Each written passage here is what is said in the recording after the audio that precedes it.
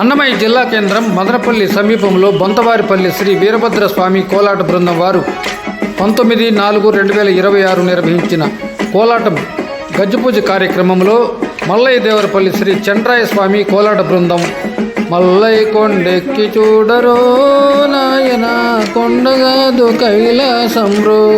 గురువు బొంత చిన్నప్ప నాయుడు.